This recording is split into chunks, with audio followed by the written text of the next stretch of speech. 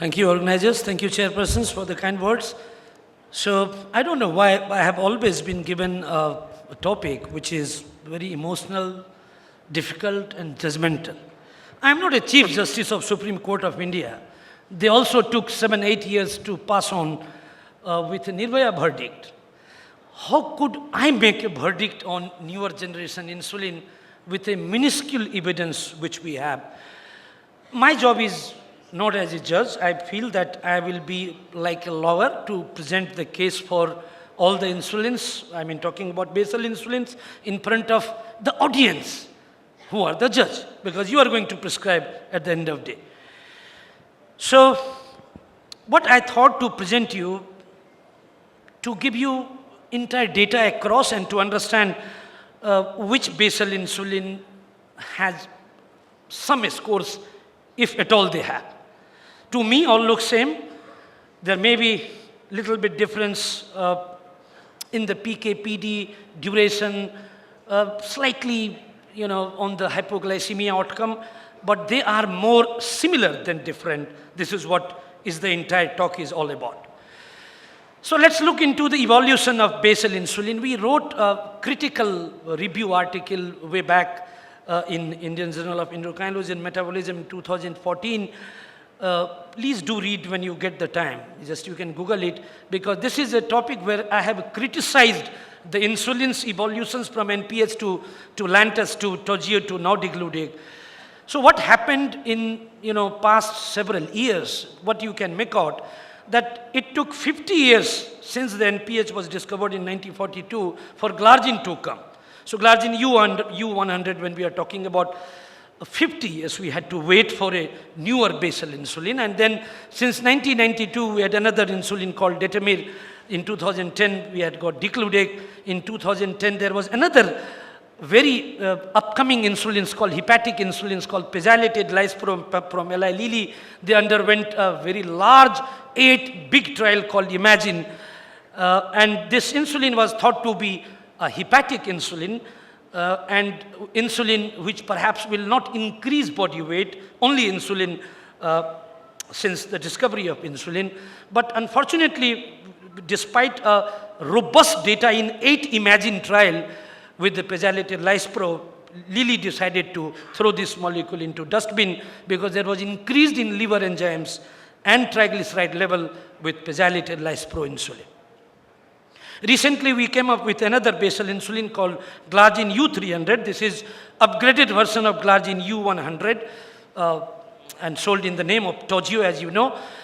So this is a 3-time concentrated preparation of glargine U100. Since Detamir is hardly used in country and pegylated lispro is odd, so I thought that I will not take into discussions further to compare these insulins. So basically, we landed with the conventional NPS to glargine U100 to Degludec and to glargine U300. This 2 ultra-long basal insulin like Degludec and glargine U300 has undergone a number of trials. As you can see, for the Degludec, it was called BEGIN program, and they have got 8 trials. They compared head-on 7 trials with glargine U100 and 1 trial with Detamir. They also underwent a double-blinded randomized controlled trial in type 1 and type 2 called Switch 1 and Switch 2. Degludec also went with a cardiovascular outcome trial against glargine U100 called DEVOTE trial, and it was again a blinded trial. And very recently, the data of CONCLUDE was published without any conclusion so far. But in CONCLUDE trial, glargine U300 was compared to insulin Degludec U200. So you need to understand between the Degludec has got 2 insulin, U100 and U200. They did a PK/PD study where both insulins of preparations of Degludec is equal in terms of glucose infusion rate, area under the curve, and glucose control. But I still feel that glargine U200 is a twice concentrated preparation of, Degludec U200 is a twice concentrated preparation of Degludec U100. On the other hand, the glargine U300 also came up with a number of trials called EDISON trial. As you can see, the 4 trials in type 2 and 2 trials in type 1. And they also had got a head-on trial with insulin Degludec U100 called BRIGHT study. So with this background knowledge, let's look into the case for the basal insulin in the next 20 minutes. I thought to present this data very critically, how you compare basal insulin. Of course, at this point of time, you can't compare insulin from the glucose reduction aspect, because all insulin trials are primarily a treat to target trial. It's not a glucose loading trial. So you can't say that A is better than B or B is better than A, because it's not a head-to-head trial comparing the glucose loading. It's a treat to target trial. So both the insulin has to have a similar glucose control. What we want to see that they have got a similar glucose control without increasing hypoglycemia. That's the entire intention of doing a head-to-head trial of insulins. And also please remember, when you are talking about insulin, all the trials of insulin are basically an open label trial. Forget about single blinded or double blinded. As I said, very few number of trials for insulin has been a double blinded trial, like as I said, DEVOTE CB outcome trial and switch 1 and switch 2 trials, which is a double blinded trial with these insulins. Barring those, all the insulin trials are mainly the open label, and it is funded by pharmaceutical company. Naturally, there is a kind of bias when the sponsor does a trial. Keeping in mind all those issues, you need to understand these trials in nitty-gritty. So on your left-hand side is the previous insulin. Now I said previous insulin means you are comparing now basically insulin degludec to glargine U300, the two modern insulin preparation which have in hand. So in right-hand side, basically I will go more critically. On left-hand side, let's pass on and reiterate what has happened in the past. So what I'm looking into is to basically hypoglycemia outcome, as I reiterated that these are treat to target trial. So don't look for the glucose control, it will be always the same. And it happened with a simple trial. So no one bothered to see whether glargine was better than NPH. It took 50 years to develop glargine after NPH in 1942 to 1992. But then there was no benefit in sugar control. Let's go back and see when FDA gave approval to glargine U100. They compared with NPH, and at that time there was no such kind of name like Begin, Boost or Addition, that kind of, the trial was called A, B, C, D, E, F, G, H. What I would like to tell you here, that if you see the glucose control, fasting HbA1c, including the dosage of insulin, there was no difference whatsoever between NPH and glargine U100. And we didn't expect it to be, because these are treat to target trial. But what about hypoglycemia? There was no less hypoglycemia with glargine U100 compared to NPH. And I'm talking about the trial which got the glargine U100 approval. So what basically this data suggests, that glargine U100 was taken in a fold, because after 50 years we had another basal longer acting insulin than the NPH, because NPH was supposed to be given twice daily and glargine supposed to be given once daily. And that was the reason, not on the basis that they actually clearly beaten NPH on glucose control or hypoglycemia. So that's the point I would like to raise here and to make you aware. But then after the approval from the US FDA, there are many trials done. Busy slide, let's not go into that. But then the post-FDA trial sponsored by pharma company, in this case glargine U100 by Sanofi, actually shown that there could be even a better glucose control on fasting plasma glucose. In some study, even HbA1c was better with glargine compared to NPH. And of course, the benefit in hypoglycemia emerges after the FDA gave them the approval with insulin glargine U100. As you can see, the nocturnal hypoglycemia seems to be distinctly better in these trials after the US FDA gave the approval, and similarly with their meta-analysis of those trials of NPH versus glargine U100, especially the benefit happened in the nocturnal hypoglycemia. The next came was the era of glargine U100 comparing to the degludec, because that was the next into the pipeline to compare. And now, surprisingly, if you see the degludec approval data, even the pre-FDA approval trials, there are studies which suggested that degludec is better than the insulin glargine U100 in the hypoglycemia outcome. You can see some of the studies suggested even a better fasting plasma glucose with degludec compared to glargine U100. Despite that these were treat to target trial. And of course, in majority of those studies, the hypoglycemia, especially the nocturnal hypoglycemia, was better with digludec compared to glargine U100. So that's the difference between NPS to glargine U100 and digludec versus glargine U100. So what I perceive is that clearly the digludec seems to be superior to glargine U100 in these trials. And since then, there are a number of trials, whether it's a real world or double blind, as it says in switch 1 and switch 2, and in DEBOT, it was a double blinded trial. You can see hypoglycemia outcome is distinctly superior with insulin digludec compared to glargine U100. And of course, digludec is much flatter, much longer insulin than the glargine U100. So there is no denying the fact that hypoglycemia outcome was relatively superior with digludec compared to glargine U100. When you look into glargine U300, so then glargine U300 also tried to compare with glargine U100, and as I said, these trials are called Edison trial. As you can see, a significant lesser nocturnal hypoglycemia with glargine U300 compared to glargine U100 was seen in these head-to-head trials.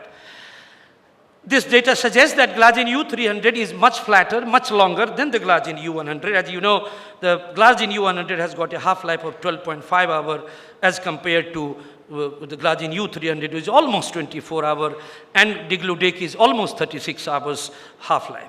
So in these Edison trial, glargine U300 clearly outbeats glargine U100 on the nocturnal hypoglycemia outcome across the board, as you can appreciate. And you can see when you meta-analyze these data at 6 months, there was significant improvement in nocturnal hypoglycemia, means less hypoglycemia, both in the titration and maintenance phase. Even at the 1 year, you can see there was significant reduction. But what was interesting to note that the dose of glargine U300 required was higher than glargine U100. That was noticed across the Edison trial. So I thought to present this data in front of you. Across the board, the glargine U300 was superior to glargine U100 in having lesser nocturnal hypoglycemia. However, the dose requirement of glargine U300 was almost 10 to 14% higher compared to glargine U100. That's also the fact in the randomized control trial.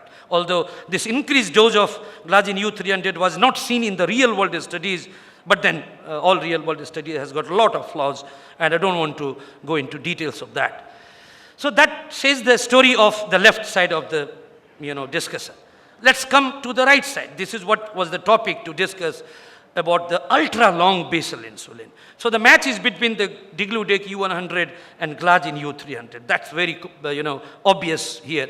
And as an Indian, we always try to compare A to B and B to A. My son has done 90% in 10 plus 2. Yours is 94.9. So my son is actually the winner. This is how the typical Indian approach is. But again, before I start giving you those data, I believe that 94.9% is as good as 95%. Both are similar rather than different. So what happened in those trials comparing digludec U100 to glargine U300? And I have divided glargine U200, digludec U200 versus glargine U300, because you need to understand the difference between glargine digludec U100 and U200, although the PKPD study shows both U100 and 200 to be similar with digludec, unlike glargine U300, which is much longer and flatter than glargine U100. So there were two PKPD studies which compared glargine U300 to digludec. In one hand, you can see the Novo Nordisk sponsored study. They compared digludec 200 to glargine U300, whereas Sanofi compared digludec U100 to glargine U300. Although on paper you can do it, but then I still feel that nobody did the trial of digludec U200 versus digludec U100 in terms of RCT and didn't find any benefit between each other. Only PKPD study suggested both are similar. But I do feel that if you have got a twice concentrated preparation, the entire dynamics changes in terms of clinical efficacy, but we don't have any data. In one hand, one suggested I am better than other suggested that I am better than the other. So there is a tie, and you can imagine how can even a hyperglycemic clamp can give you a different kind of result. And I can keep on talking on this PKPD for next 20 minutes, but then let's skip. As a clinician, we need to show the clinical benefit. So as I said, in one trial Sanofi sponsored, it was U300 better than digludec U100. In the Novo Nordisk trial, the degludec U200 was better than glargine U300. So let's look into then the clinical trials data. So these are the observational studies where patients receiving other basal insulin were switched to either degludec or glargine U300. There was no difference. In glucose control, no difference in hypoglycemia in this observational studies called DELIVER-D. Another study is called Lightning. Again, in this trial, observational trial, patients receiving basal insulin were switched to either degludec or glargine U300. There was no difference in hypoglycemia or in the HbA1c control between these two longer, ultra-long-acting insulin. However, another trial which is now sponsored, the previous two, DELIVER-D and Lightning, was done by Sanofi guys, and this trial was done by Novo Nordisk guys. Again, this is observational studies. And in this study, switching to degludec from other basal insulin was superior to switching to other insulin to glargine U300. That's the problem in interpreting observational study. And there's a lot of caveats in this trial as well. However, this was the first observational trial which suggested that shifting to degludec compared to glargine 300 shown a better result.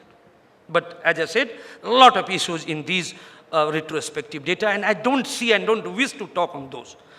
So then finally we landed with a RCT. So we have got two RCT, BRIGHT done by Sanofi, compared degludec U100 to glargine U300, and another trial called CONCLUDE, where degludec U200 was compared to glargine U300. And let's look into this trial in little more detail, because this is a randomized control trial.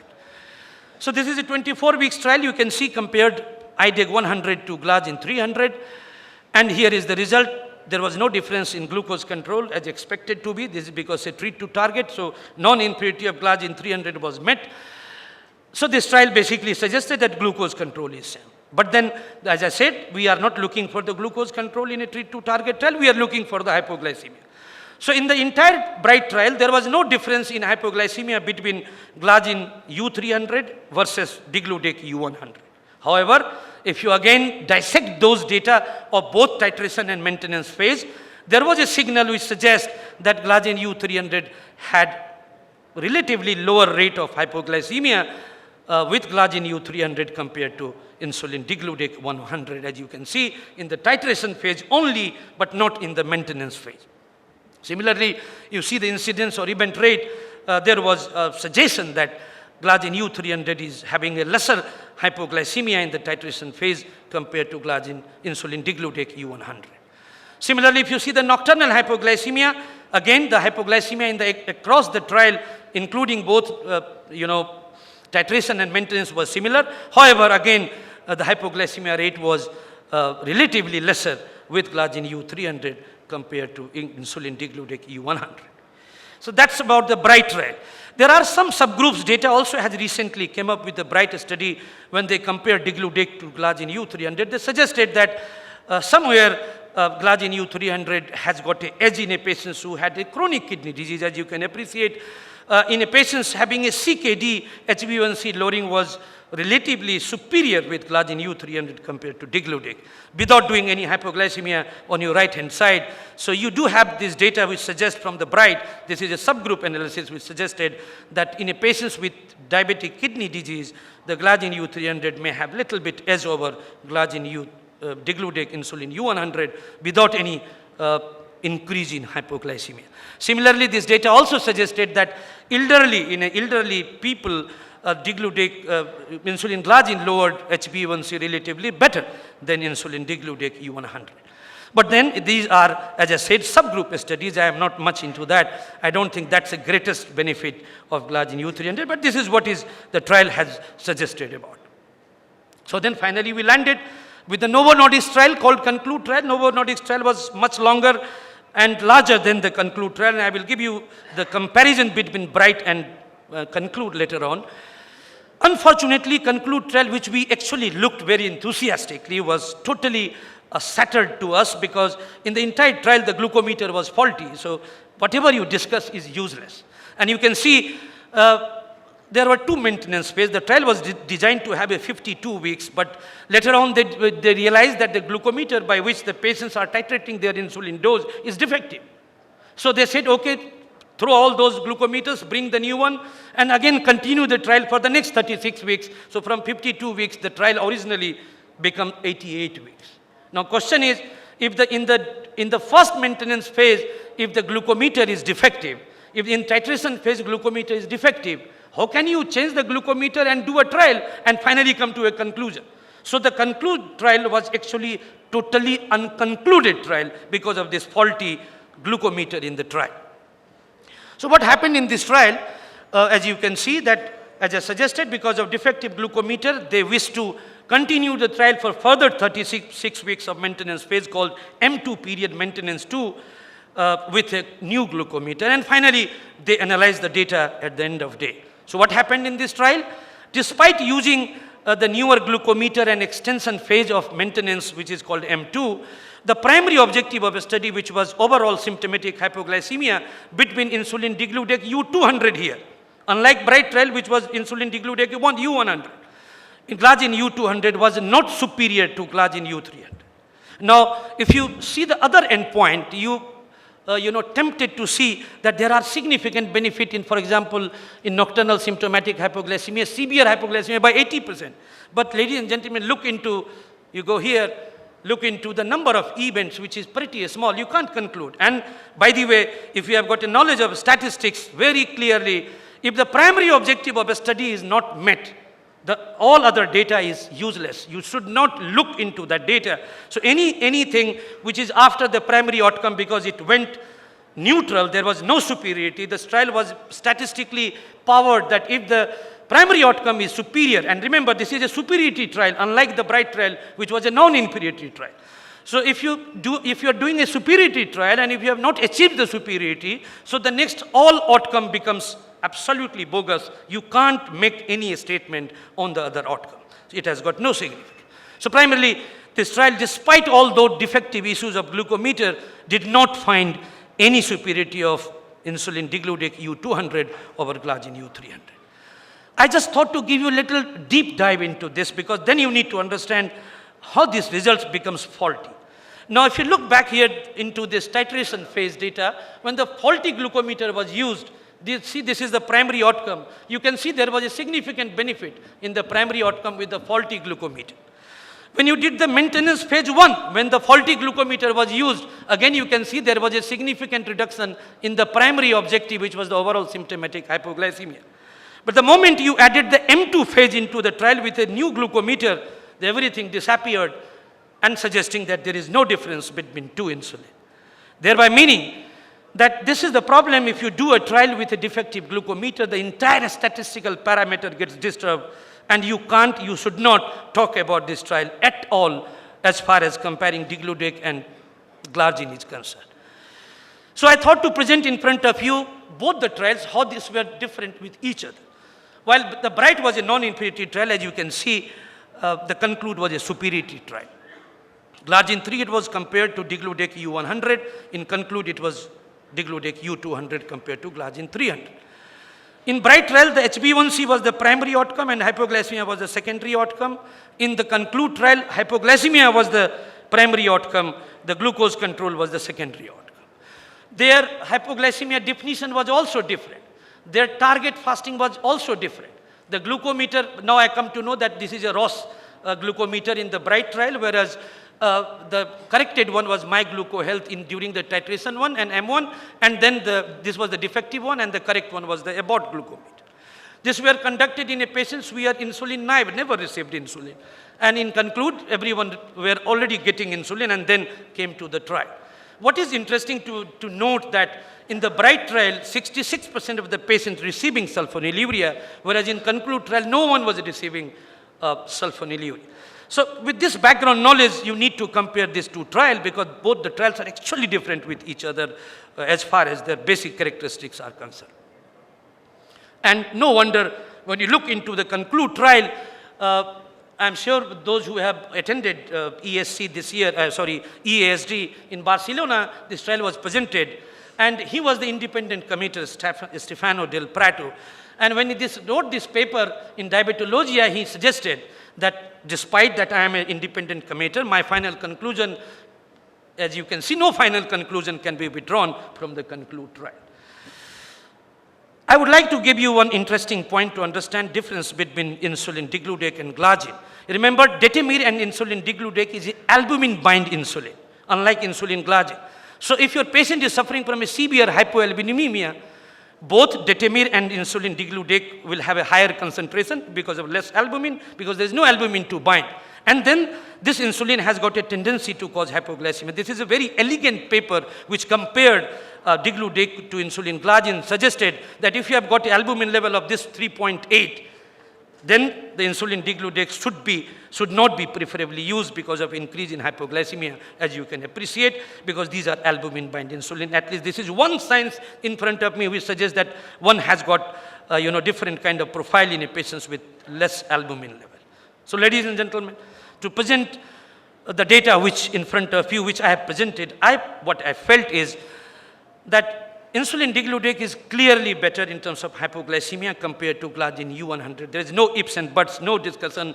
That's the data with the number of trials, starting from begin to switch 1 to switch 2 to debot. All these studies suggest that degludec is better than glargine U100. However, when it comes to U300, it's completely different from U100. As I said, it's a flatter 24-hour profile, lesser hypoglycemia across the recent trial. The only issue is increase in the dose in the RCT, although it wasn't seen in the DELIBER-D and the Lightning study, which is the real world, which I don't believe. When it comes to comparing glargine 300 and degludec, yes, there was some hint of difference between two insulin in the BRIGHT trial. There was relatively lesser hypoglycemia during titration phase, but not in the maintenance phase in the BRIGHT. However, no benefit was seen in the CONCLUDE trial with insulin degludec U200 compared to glargine U300. Collectively, they suggest that both are similar than the different. The one issue which I always feel that the degludec should not be preferably used if you find someone with a very less albumin. The glargine U300 would be the preferred drug. Now, when it comes to the overall comparison, I feel that it's not the science which would be the deciding factor between two insulin, because both are similar than the dissimilar. The cost would be the driving factor in between choosing these two insulin at this point of time, in my opinion. And finally, we have to wait for further in future, which is not, trial are currently under progress. We'll ever compare now degludec and glargine. So it looks like to me that the cost would be the driving factor in choosing between two insulin. Thank you very much for your patience. Listen.